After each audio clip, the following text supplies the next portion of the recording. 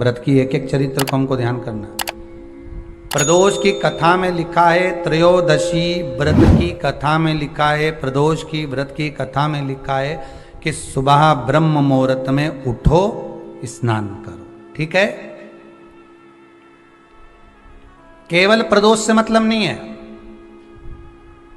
एकादशी का अगर व्रत कर रहे हो तो उसमें भी वर्णन है, ब्रह्म मुहूर्त में उठो, स्नान करो। ठीक है। दूसरा, आसन लगाओ स्नान करने के बाद, काय का अभी बताया था। जम के बोलो, कुसा का। कुसा के आसन में वो बलता रहती है महाराज, कुसा के आसन में वो तेज पुंजता रहती है, आपको वो बल प्राप्त होता है। तो प्रदोष व्रत का नियम जो आप ले रहे हैं, प्रदोष व्रत को जो आप श्रवण कर रहे हैं, उसको जरा ध्यान से सुनिएगा। सबसे पहले स्नान ब्रह्म मुहूर्त का, सुबह का, उसके बाद में फिर आसन पर बैठकर भगवान की भक्ति को धारण करना, शंकर का अनुमोदन करना, शिव भक्ति में डूबे रहना, शंकर का स्मरण करना, शंकर के नाम का स्मरण करते रहना। ये प्रदोष का मूल तत्व है महाराज।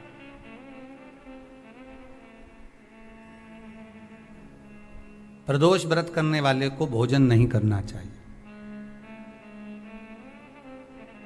ध्यान दीजिएगा।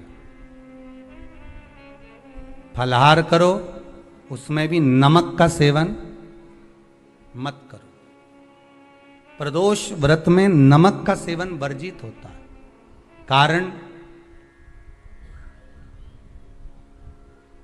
क्या कारण होता है? उसका एक कारण माना गया नमक की वर्जितता। जिस समय पर एक नगर में एक ब्राह्मणी रहती थी, बहुत भाव से सुनिएगा, प्रदोष व्रत, नमक को त्यागने का भाव। प्रदोष व्रत की किताब में भी मिल जाएगा आपको, आप पढ़ेंगे तो सुना होगा आपने। एक ब्राह्मणी रहती थी एक नगर में, उसका पति नहीं था, छोटा सा बालक एक साथ में रहता, छोटा सा बालक। अब ब्राह्मण के घर की धर्म पत्नी है,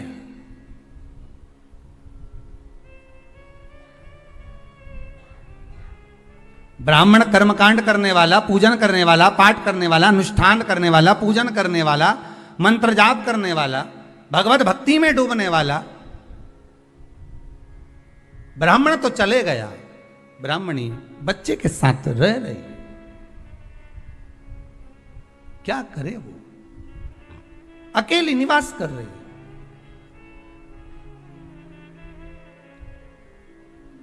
अकेली रह रही है और ब्राह्मणी बच्चे के साथ भ्रमण करती रहती, घूमती।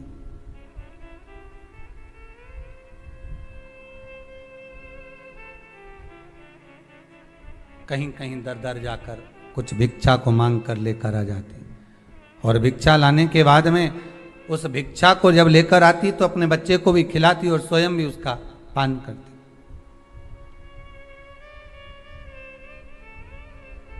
एक दिन ब्राह्मणी भ्रमण करते करते प्रदोष काल के समय पर शिव मंदिर में प्रवेश करी। प्रदोष काल के समय पर, और शंकर मंदिर में जब प्रवेश करा, प्रदोष काल किसको कहते हैं? सूर्य अस्त हो रहा हो, रात्रि प्रवेश कर रही हो, दोनों का जब मिलन हो रहा हो, वो प्रदोष काल कहलाता है। दोनों का जब मिलन हो रहा, सूर्यास्त हो रहा हो, रात्रि अपना चरण बढ़ाने के लिए आगे बढ़ रही हो, और दोनों का जब मिलन हो रहा है, वो प्रदोष काल है, वो प्रदोष का समय है।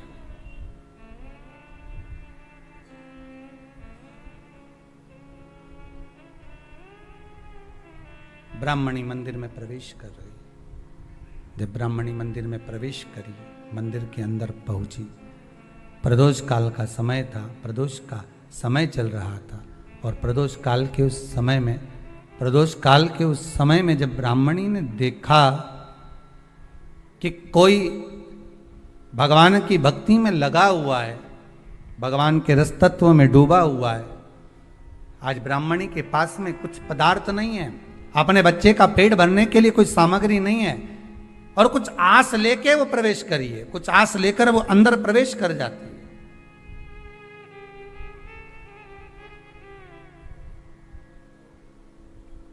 कोई ऋषि की पत्नी, कोई ब्राह्मण जन की अर्धांगिनी उस प्रदोष के समय पर शंकर का अभिषेक पूजन कर रही थी, भगवान शिव की आराधना कर रही थी, भगवान की भक्ति में डूबी हुई थी। बोल,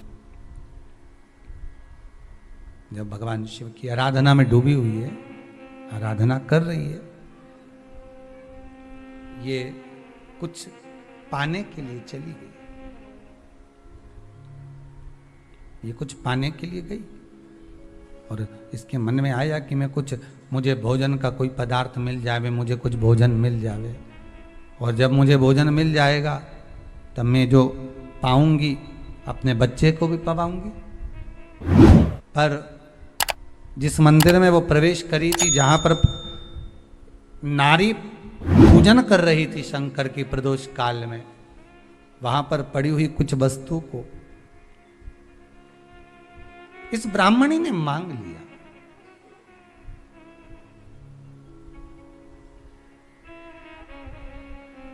मेरे बालक को बहुत भूख लगी है, मेरा बच्चा बड़ा भूखा है, इसके भोजन के लिए थोड़ी सी सामग्री दे दीजिए, इसके भोजन के लिए थोड़ा सा कुछ रस तत्व दे दीजिए। उसने उठाया थोड़ा सा पदार्थ, कुछ जो उसके पास में था वो दिया। जब दिया तो देने के बाद जब उसे प्राप्त हुआ, और होने के बाद में जब वो मिल गया उसको, तो उसने उस समय पर उस पदार्थ को जैसे ही मुख में लिया, लेते ही कहा, इसमें तो स्वाद नहीं है,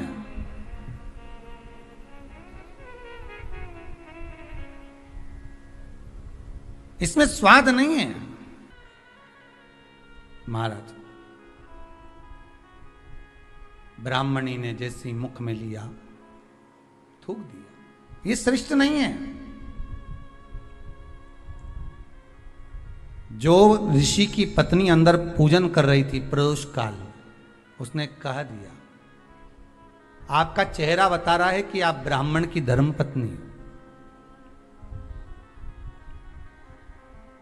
पर आज आप दर दर जाकर अगर भिक्षा मांग रही हो, दर दर जाकर अगर भीख मांग रही हो, दर दर जाकर भिक्षा को मांग रही हो, तो इसमें आपके पति का दोष नहीं है, दोष आपका है। क्योंकि आप भगवान के प्रसाद में भी जो स्वाद देखी थी ना, ये आपका एक जन्म का नहीं है, ये ना जाने कितने जन्म का है। ब्राह्मणी के मस्तिष्क में बैठ गया, ब्राह्मणी के उस वो कहा ना, वो बक्कल में नहीं अक्कल में बैठ गया कि ये स्वाद नहीं देखना।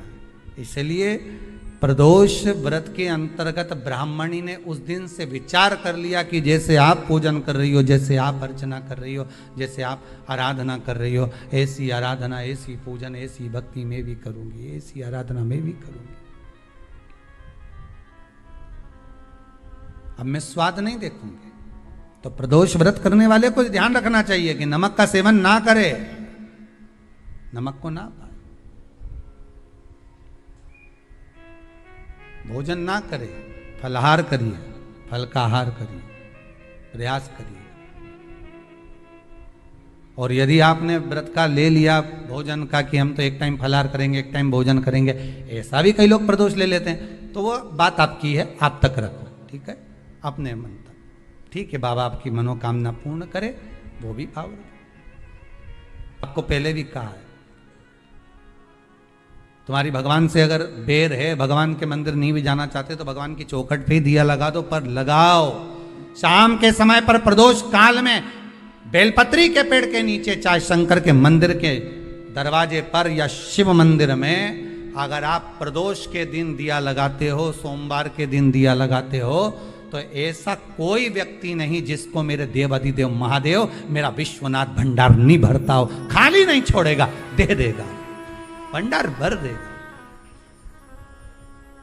कमी तो नहीं रख सकता, ये पक्का। पर तुम करना ही नहीं चाह, 2-4 सोमवार करो और उसके बाद कह दो महाराज जी हमने तो करा था, हमको तो मिला ही नहीं। 2-1 प्रदोष करा तुमने, अरे 1 आध साल करो, सारे दर भी तो अपन ठोकर खा कर आए, इतना साल निकाला अपन ने, और 6 महीना 3 महीना 4 महीना भगवान से निवेदन तो करो, दिल से कहो तो सही, नी भंडार भरे तो बात दूसरी, एक बार बोलो तो। पर जगत के लोगों के सामने जाकर मत कहना, कहना तो देव अधिदेव महादेव से कहना। अब वो राजकुमार ने